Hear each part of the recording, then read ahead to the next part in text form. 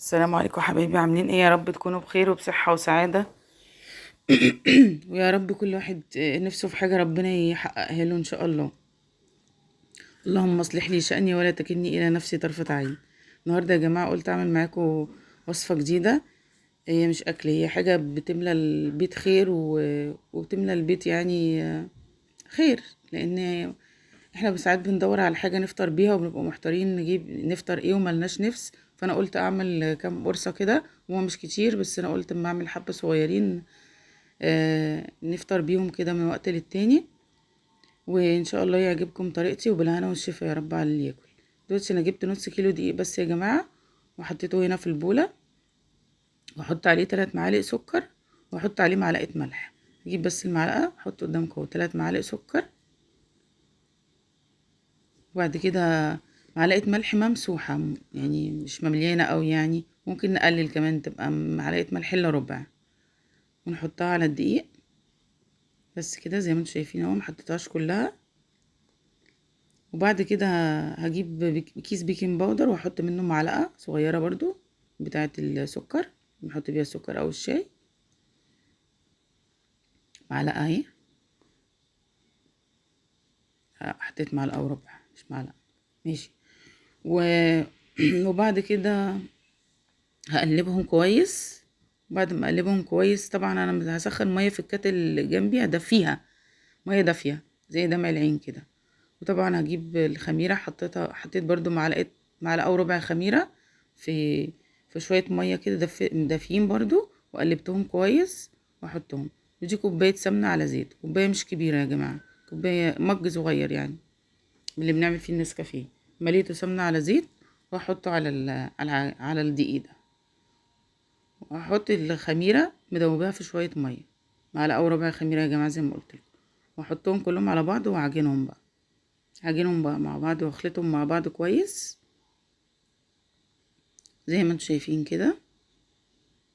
اخلطهم واحده واحده كده. وطبعا هاخد في ميه في الكتل، وهحط برضو هملى المج اللي كان في ايدي ده، واحط منه حبه حبه على حسب ما تحتاجي العجينه. وجبت زبدايه، دي الزبدايه جبتها، حطيت 3/4 برضو، ما حطيتهاش كلها.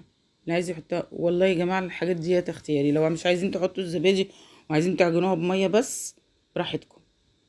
بس انا قلت عشان تدي الزبادي هتدي العجينه طراوه وتديها هشاشه كده، وهتشوفوها في الاخر طعمها جميل وريحتها جميله وهشه وجميله. واعجن بقى كده العجين مع بعضه لما يختلط مع بعضه.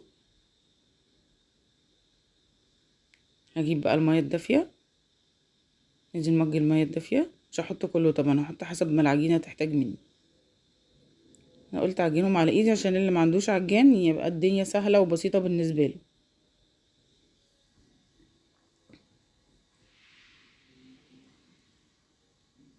زي ما انتم شايفين كده يا جماعه اه، حاجه بسيطه وسهله.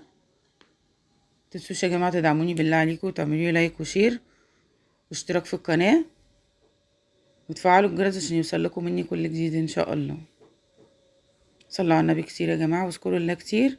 يا رب كل حد في نفسه حاجه ربنا يحققها له. زي ما انتم شايفين كده اهو العجينه اهو، حطيت شويه ميه كمان حسب ما العجينه تحتاج يا جماعه، واحنا شايفينها تحت ايدينا. والله طريقه سهله وبسيطه ومش محتاجه حاجه يعني. ونص كيلو دقيق وملينا بيه البيت خير. اللي عايز يفطر واللي عايز نازل من الولاد ومستعجل ياخد له قرصايه ولا قرصتين هيغير بيهم ريقه مع كوبايه شاي بلبن. بألف هنا وشفا يا رب عليكم. زي ما انتم شايفين كده العجينه اتلمت اهي، ومعنى كده ان العجينه الحمد لله ناجحه وزي الفل. بعد كده هسيبها بقى تهدى على ما اجيب الصواني وادهنها بقى سمنه، قصدي اسفه زيت. كده هي خلصت خلاص العجينه وبقت زي الفل. هسيبها بقى ترتاح واجيب الصواني وادهنها زيت بقى واشغل الفرن عشان يبقى الفرن من قبلها سخن جامد اهو. هشغل الفرن ما هو معاكم، وجبت الصواني اهي دهنتها زيت زي ما انتم شايفين اهو. سبتها ارتاحت بتاع تلت ساعه. بعد كده عشان لما اجي اشكلها بكل سهوله وتبقى معايا سلسة وجميلة ومرنة. كده خلاص هشكلها براحتي، هي مش محتاجة تشكيل يعني، بس انا عملتهم سادة. اللي عايز يحط فيها بقى جبنة براحته، واللي عايز يحط فيها عجوة براحته، واللي عايز يحط فيها اي حاجة يحشيها اي حاجة من اللي هما بيحبها، ممكن يحشيها شوكولاتة. بس انا ولادي وانا بنحبها سادة كده عشان تبقى خفيفة. وبألف هنا وشفا يا رب. زي ما انتم شايفين كده يا جماعة، سهلة وبسيطة اهي. ببططها كده حاجة بسيطة في مكانها على الصينية اهي، زي ما انتم شايفين ببساطة كده اهي. مش محتاجة اي حاجة ولا محتاجة حاجة صعبة يعني. هشكلها بقى كده العجينة كلها واحدة واحدة كده، اعمل معاكم كام واحدة عشان اللي حابب يجربها زي الفل. بس العجينة جميلة ازاي، طرية وسلسة ومرنة ازاي، عشان سبتها ترتاح.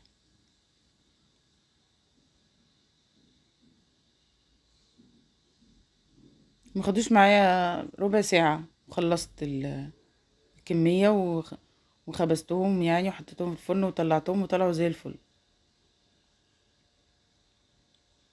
يعني من ساعة ما ابتديت عملتهم لحد ما خلصتهم، كل الموضوع خد نص ساعة من الأول للآخر، بخلاف ان احنا سيبناهم بس 20 دقيقة العجينة تهدى وترتاح بس.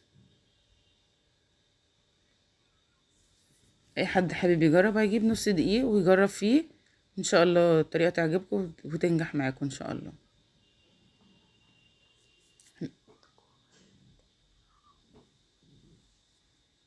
بس لازم الفرن يكون عالي يا جماعة، يكون على اعلى درجة، اعلى درجة 250 او 280. بصوا يا جماعة انا كده خلصت اهو الصاج الاولاني او الصينية الاولانية، وهعمل معاكم الصينية التانية. مش هعملها طبعا كلها، واوري بس لو حابب حد يعني يشوف بتتعمل ازاي، وهي مش محتاجة يعني، هي بسيطة جدا وسهلة جدا. هعمل بقية الكمية. هيكون الفرن سخن زي ما انتم شايفين كده، خلصت خلاص الكمية يا جماعة اهي. هيكون الفرن سخن بقى، احط في الفرن الصينيتين.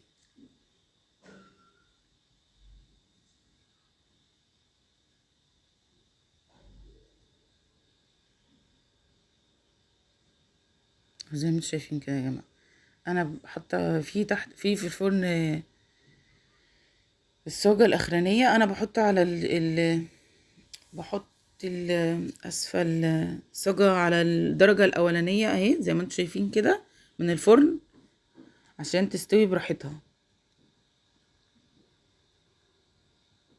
مش على الشبكة، على الصاجة اللي هي تحت اهي. بصوا يا جماعة كده بعد ما استوت واتحمرت، بص شكلها تحفة وطعمها تحفة، طعمها جميل جدا وريحتها كانت قلب الشقة والله. اشيلها بقى من صينية لصينية عشان تبرد بالراحة كده واحدة واحدة، عشان طبعا لسه سخنة مولعة. بالهنا والشفا يا جماعة. بصوا الكاميرا ظلموها تحميرها، ولعت عليها طبعا الشواية شوية لما خدت لون من تحت، ولعت عليها الشواية خدت لون من فوق. ادي بس دي الصينية التانية اهي يا جماعة. هم عملوا معايا الصينيتين دول، نص كيلو عمل معايا الصينيتين دول. والله يا جماعة انا كنت شارياهم من عند المخبز عندنا، كنت شارية 6 قرصات ب7 جنيه. بتخيلوا انا عملت كل دول من نص دقيق يعني، توفيرا وانضف في البيت يعني، لينا وللولاد. بألف هنا وشفا يا رب على اللي ياكل. يا جماعة بصوا تحفة، بصوا متحمرة من فوق ومن تحت ازاي، بس هي عشان سخنة بس مش قادرة امسكها في ايدي. بصوا يا جماعة وهشة وطرية من جوه زي الفل. بس طبعا لما بعت ابني جاب الدقيق كان جايبه غامق شوية، مش دقيق مخبوزات. بالهنا والشفا، واشوفكم بكرة يا جماعة بألف خير وسلام، مع ألف سلامة.